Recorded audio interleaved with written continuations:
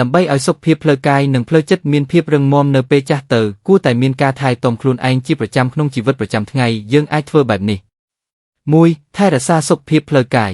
ហាត់ប្រាណទៀងទាត់ដើរលំហែហាត់យូហ្គារត់លេងតិចតួចធ្វើការងារក្នុងផ្ទះឬក្នុងសួនបរិច្ឆេទអាហារញ៉ាំអាហារផ្ដល់សារធាតុចិញ្ចឹមបន្លែផ្លែឈើសរសៃអាហារប្រូតេអ៊ីនជាប់ជាតិខ្ចីជៀសវាងអាហារអុងអាហាររំហូរខ្ជិលគេងឲ្យគ្រប់គ្រាន់គេងយប់6-8 ម៉ោងជៀសវាងការដកដង្ហើមក្នុងពេលយប់ពិនិត្យសុខភាពជាប្រចាំជាមួយគ្រូពេទ្យសម្រាប់រកឃើញជំងឺមុនពេលវាអាក្រក់ 2. ថែរក្សាសុខភាពផ្លូវចិត្តរកកំសាន្តទៅសកម្មភាពដែលធ្វើឲ្យរីករាយដូចជាស្ដាប់តន្ត្រីចាក់សៀវភៅរៀនអ្វីថ្មីមានទំនាក់ទំនងល្អជាមួយគ្រួសារនិងមិត្តភក្តិការសន្ទនាផ្ដល់កម្លាំងចិត្តនិងជួយបន្ថយការរងអាធំ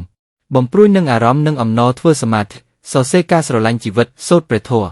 ជៀសវាងការប្រើប្រាស់សារធាតុអាក្រក់ដូចជាស្រាម្យ៉ាងខ្លះអាចប៉ះពាល់ដល់សុខភាពចិត្ត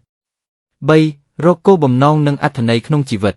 ចូលរួមសកម្មភាពស្ម័គ្រចិត្តជួយសហគមន៍ឬអ្នកខ្វះខាត